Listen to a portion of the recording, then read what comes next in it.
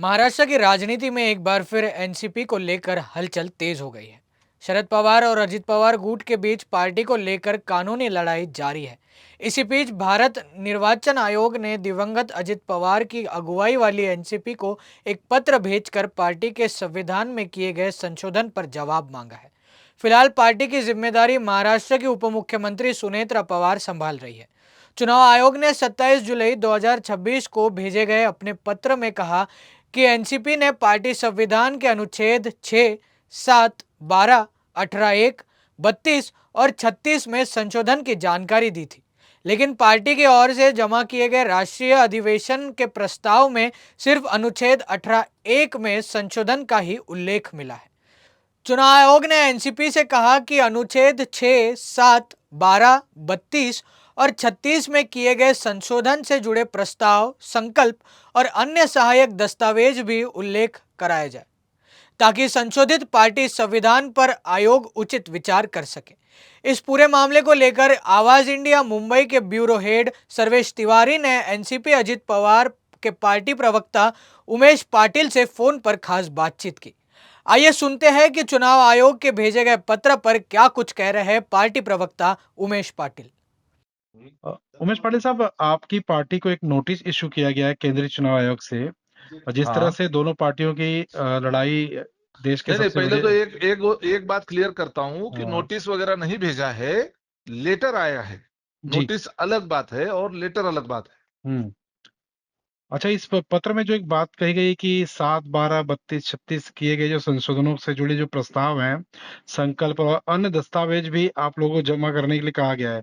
तो ये किस तरह के दस्तावेज हैं? क्या कुछ खामियां वाली बात है कि आप लोगों की पार्टी की तरफ से जो जरूरी दस्तावेज थे अब तक जमा कोर्ट में नहीं किए गए थे, या चुनाव आयोग के पास, या इस कुछ नए डॉक्यूमेंट्स हैं क्या ये? देखिए, हमारे पार्टी के संबंध में और हमारे अध्यक्ष के, राष्ट्रीय अध्यक्ष के चयन के बारे में जो अधिवेशन बुलाया गया था, उस अधिवेशन के संबंध में वहां पे जो चयन हुआ, जी। उसके संबंध में हमारी पार्टी के किसी ने या सच्चिदानंद सिंह बीच में शायद उन्होंने इलेक्शन कमीशन को एक पत्र भेजा था, जी। और उस पत्र में कुछ मुद्दे उन्होंने उपस्थित किए थे। जी। उस मुद्दे को ध्यान में रखते हुए इलेक्शन कमीशन का काम ये है कि एडमिनिस्ट्रेटिव प्रोसीजर है उनका। अगर किसी ने कुछ चीजें पूछी है या कुछ डॉक्यूमेंट मांगे हैं या कुछ भी हो, उसके बारे में हमारी पार्टी को तो वो लेटर भेजेंगे ही ना। वो तो जी। उनका प्रोसीजर प्रोसीजर वाली बात है, उसमें कोई परेशानी वाली बात है ही नहीं है। जी। जो लेटर आया है उस हिसाब से हम भी इलेक्शन कमीशन को, जो भी लेटर में आया है उस हिसाब से हम इलेक्शन कमीशन को हमारे तरफ से भी पत्र व्यवहार होगा। जी, ऐसा कहा जा रहा है कि अब दिवंगत जो उप मुख्यमंत्री थे अजीत दादा के बाद, हालांकि अब पूरी तरह से पार्टी सुनेत्रा पवार मैडम संभाल रही, जो महाराष्ट्र की उप मुख्यमंत्री भी हैं। तो क्या इस पत्र के आने के बाद राजनीतिक गलियारों में चर्चा है कि पार्टी की मुश्किलें कुछ बढ़ सकती हैं? ऐसा कुछ भी है क्या? ऐसा कुछ भी नहीं है। देखिए, सुनेत्रा वहिनी पवार, इनका चयन प्रोसीजर के थ्रू और हमारी पार्टी की जो घटना है उसके हिसाब से, और इलेक्शन कमीशन को अवगत करके और सभी पार्टी के चयनकर्ताओं को निमंत्रण दे के वहां पे, उसमें वो सच्चिदानंद सच्चिदानंद जो है वो खुद भी उस वहां उस अधिवेशन में उपस्थित थे। हालांकि उन्होंने खुद ने भी हाथ ऊपर करके, मतलब सभी सभी लोगों ने वहां हाथ ऊपर करके एक मत से सुनेत्रा वहिनी का चयन राष्ट्रीय अध्यक्ष के तौर पे किया है। और उसके बाद इलेक्शन भी हुए हैं, और उस इलेक्शन को मान्यता तो इलेक्शन कमीशन ही देता है।